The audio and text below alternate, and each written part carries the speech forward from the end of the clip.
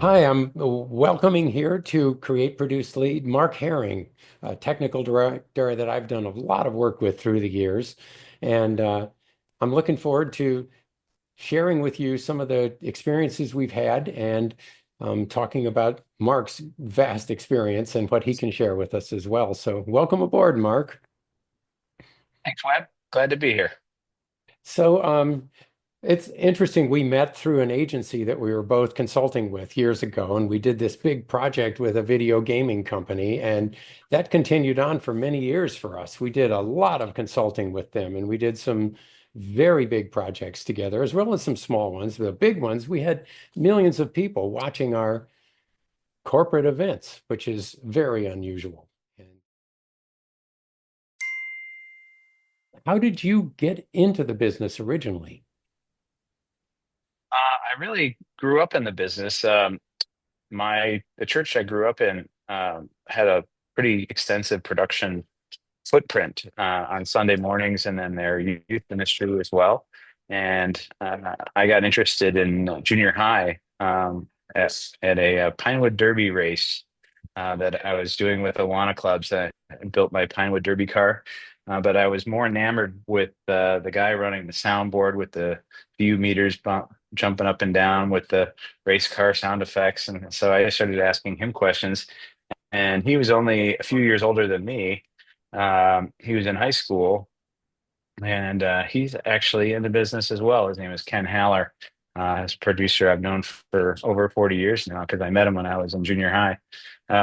And he introduced me to into the production department at this church that we were both attending, and I did that through high school, and I decided to go to Columbia College in Chicago, as well as work at a production company in Downers Grove, Illinois, called Lighthouse Productions, and which is no longer. They got bought out by Carabiner, and they went the way of a lot of the companies that we know after Which there is purchase. no But more carabiner. yeah, right, right. And from Lighthouse, I ended up going on staff at a mega church in the Chicagoland area called Willow Creek, and was there for almost 10 years, and then went out on my own to do independent technical direction and technical producing. So I really have grown up in the business,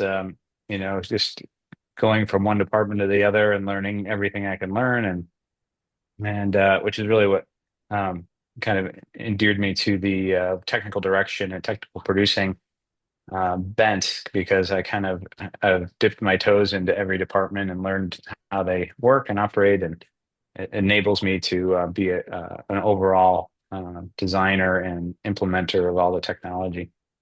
Yeah, yeah, and you bring up a couple of really good points to discuss in terms of I think liking the whole idea of the technology and audio visual and how to help an audience get the message in a really quality way is fundamental, I think, for all of us that have really been drawn to this business and love this business. And we've picked different specialties. Like you have stayed with the technical direction and become a real expert at that. And I started out doing technical work and became more and more focused with the client concepts and getting the client message across and looking at that picture. So you and I have been a good Hmm. partnership in that way. For sure. So thinking about planning when you're planning a project, what do you take under as a process for figuring out how to put the different technical pieces together, the technical Mhm. support team that you supervise, because you've been a department head with me on many projects, and you have a staff that works under you on the project. So Mhm. how do you pick your staff? How do you pick the equipment and budget and plan? It really starts out with what the end client's vision is. If it's a large scale event like we've done together at the Peacock Theater, now is what it used to be called, the Nokia Theater. and then the Microsoft Theater. But if a client calls me and says we've got an event at the Peacock Theater for 3,000 people and it needs to be very high level, you need to do something that nobody's ever seen before. That kind of sets the tone and the parameters for where I would start the planning process. If it was a pharmaceutical company saying, we've got a national sales meeting, here's some of the historically what we've done, and we're in this ballroom in this city. Um, you know, that will give me a lot of parameters to design to. If we're in a ballroom with 16-foot ceilings and not very many rigging points, that will dictate what we can do, given the time and scope and budget. If we're in a ballroom that has 32-foot ceilings and rig points everywhere and easy access to the loading dock, then we can do a lot more in the same amount of time with the same amount of money that we could in a much more restricted location. So it really starts with what the client's vision and mission, their ideas behind what they want to accomplish in that meeting, and then that will inform what we can do in a specific venue. And then there might be budget parameters that they give us at the outset too. We've had many There clients that always are. say, don't, I was going to say yeah, that's where part of the I've challenge had clients comes that, in. We have this yeah, vision we clients, want to help them with, and then it's like, well, we want to spend a lot less. right, yeah. The clients who come to us and say, budget's no object, just design something super creative. It never turns out that way. No. We'll design something very creative, and then they'll go, okay, we only have half of that amount of money. So what can we do that's like that for 50% of that money?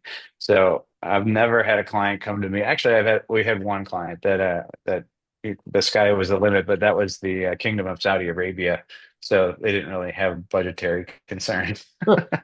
But every other client that has come to us and said, you know, blue sky thinking, we want the best thinking, we don't care how much it costs, they always come back and say, we love your thinking, but it can't cost that much. So, I know, and I'm a big believer in the blue sky thinking, as you know. I love to just take off the governor and just think, what is the best thing they can do before worrying about the budget? One of the things I wanted to ask you about too is what you would advise clients, when they go to hire people like us or an agency. And one of the things, a lot of times they keep the budget secret, and I think they think that helps, but a lot of times that makes the process in coming to a proper solution longer because we mhm, don't have a parameter to hit, and we're very good at hitting budget and making the most out of the money that we have to spend. But what mhm. do you agree with that? And what else would you advise clients? I do. I'm working on a project right now, actually, that happens in May. And it's been somewhat of a challenge in that we've been designing to a specific design. The design was put out and we've been designing all the production parameters around that. And and so we're kind of backing into it really. And all of the vendors now have been submitting their budgets based on the design. And it's more expensive than they wanted to spend. So now we're having to backwards engineer an existing design into a budget, which is much more difficult than starting out with a budget and saying, okay, here's what our dollars are. What can we design to this budget?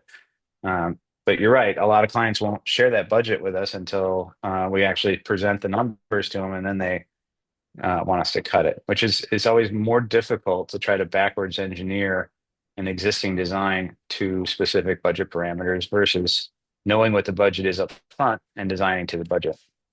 I totally agree. And I always feel like if we've got the budget and we design to that, we get something really great. Through our creative process, other ideas come up.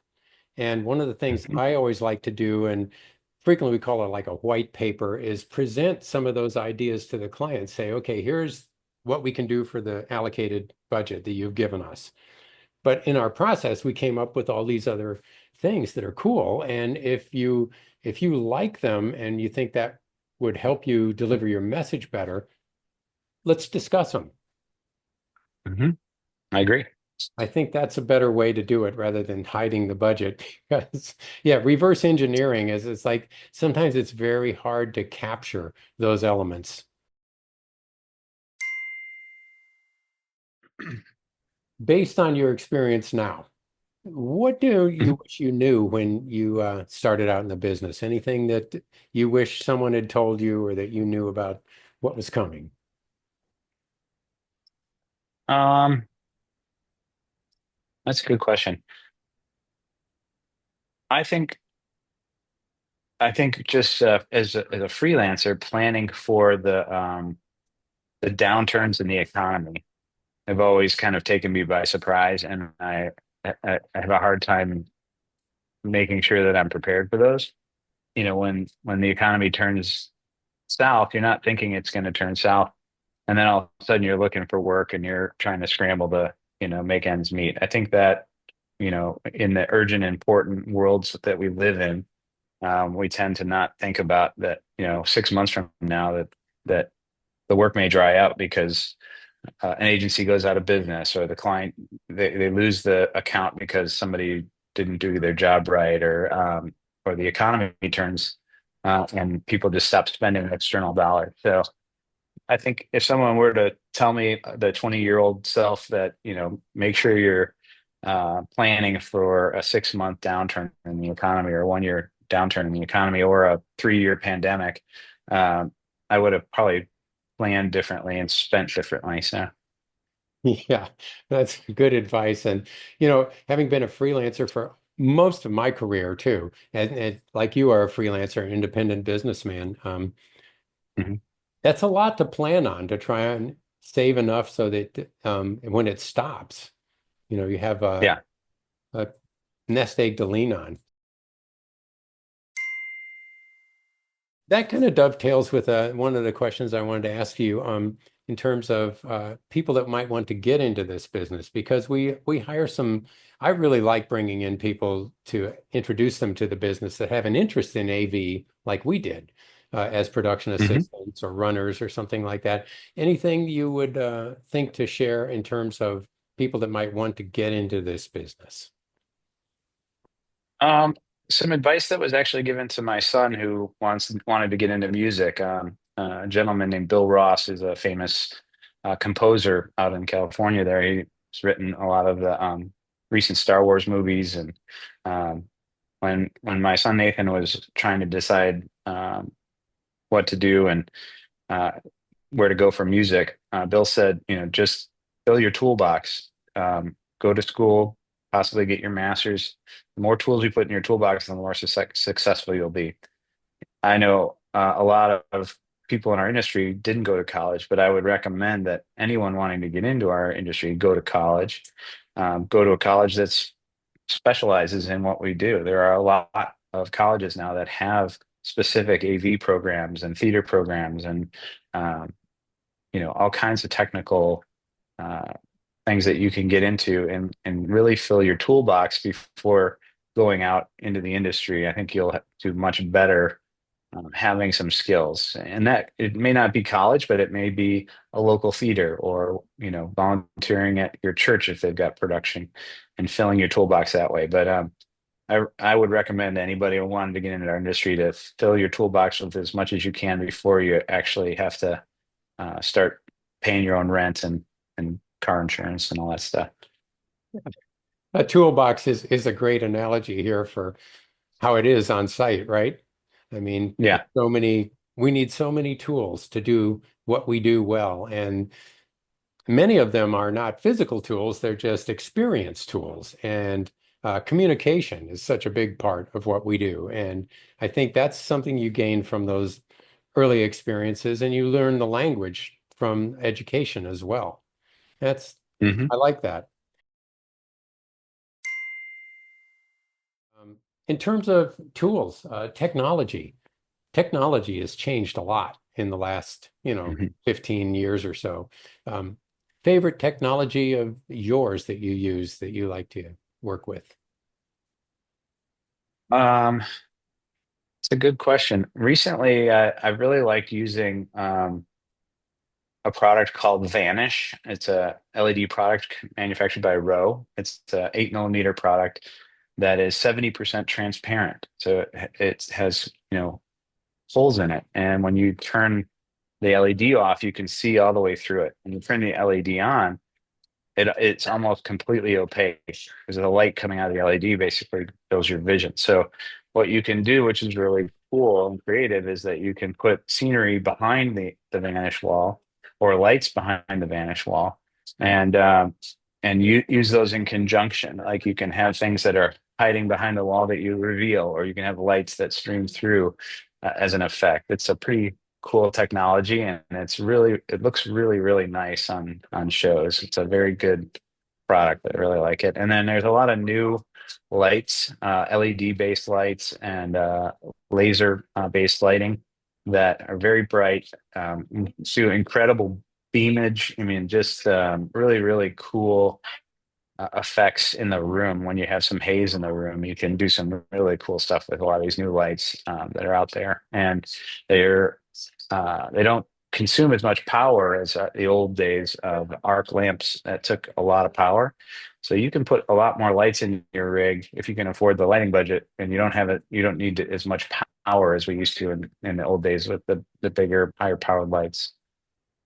Yeah, it's interesting that Vanish product sounds like the scrims that we've used, the theatrical scrims for Mhm. years. That's a great Yeah. theatrical trick, and I have not used that product, but I love the scrims and something as simple as like a kabuki drop that was like a reveal that we've used a Yeah. lot in the past. Working with entertainment. Hmm. Sometimes we have headliner entertainers that come into our show. Sometimes they're support people like the orchestra from LA that we used on one of our projects together. So, Sure. how do you find working with entertainers? I find it quite engaging. I really like working. I've had very little negative experience with entertainers. I mean, obviously, some entertainers can be a little bit more high maintenance and have that diva personality, but for the most part, they're all very, very professional, including their staffs and their production managers. And I really enjoy getting a chance to work with them and uh, support them, when they're coming to do a private event for us.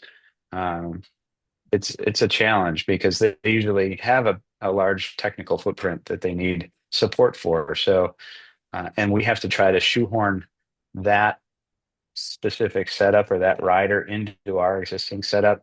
So there's a lot of give and take with the production manager and the artist. We might not have as big a stage as they normally would get on their rock shows or their touring shows. So having to negotiate that, and then negotiating sound volumes and how many lights they want in the rig. I know there's an artist, a very famous artist that has toured for decades, and for years their lighting rider called for like 300 par 64s, which are an old style incandescent light.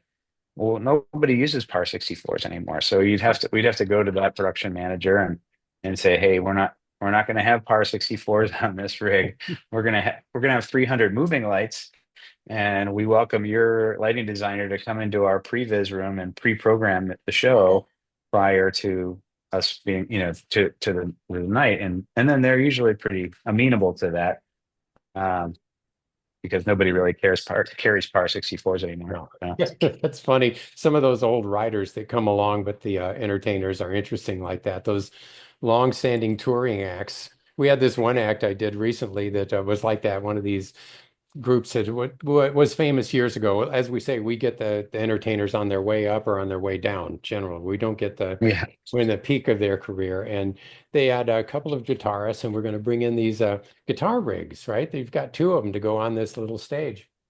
And we said, okay, well, we'll just lift them up and put them there. And uh, they were like, 8 feet wide, 6 feet tall, and weighed 3,000 pounds each. Everything that was in the Oh amp my goodness. thing. It was like, Oh my goodness.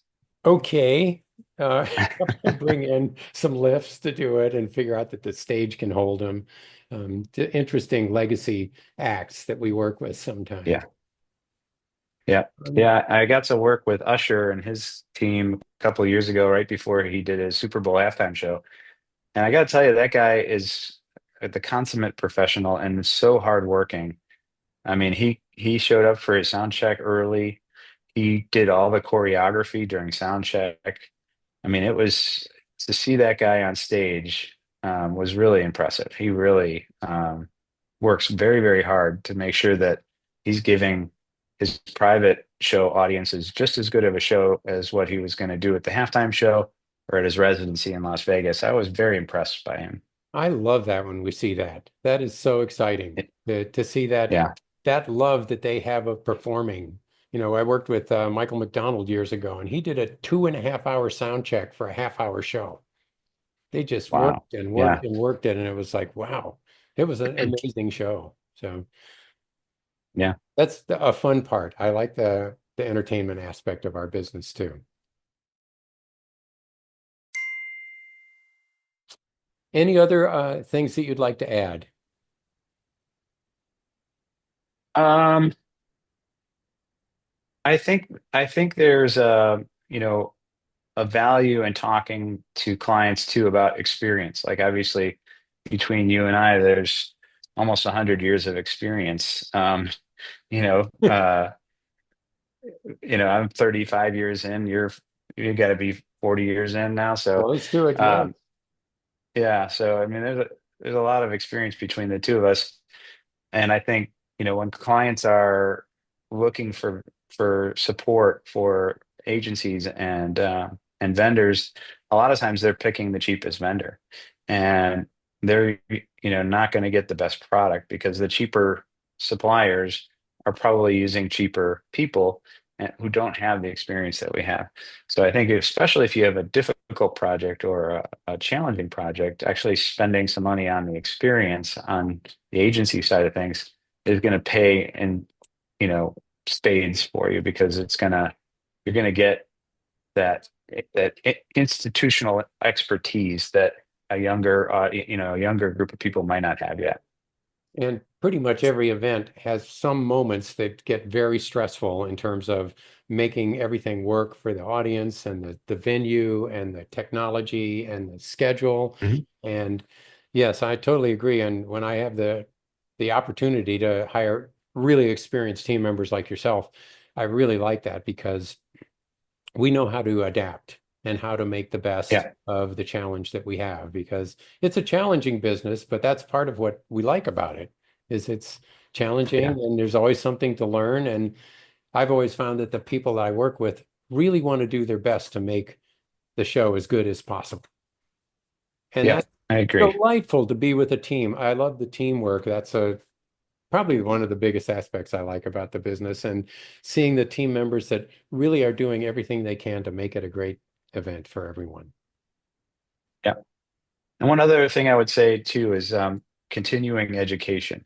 Um, I haven't been as good as at this as I have wanted to, but I've always tried to go to a trade show or an event every year that I can actually learn something from. It's either, NAB or Infocom or any of the trade um, expos that are out there where they're introducing new equipment, new processes, all kinds of things, any kind of training that I can uh, afford to go to, or it's convenient for me to learn a new system or, all those things. I think trying at least once a year, trying to do one of those things. You don't have to go to NAB every year, but maybe every 4 years go to NAB, or every 4 years go to Infocom. Getting some kind of continuing education is really going to help. A great advice. Thank you so much, Mark. It's been great talking with you and always look forward to our chance to collaborate. Yeah. Thanks, Webb. Thanks, buddy.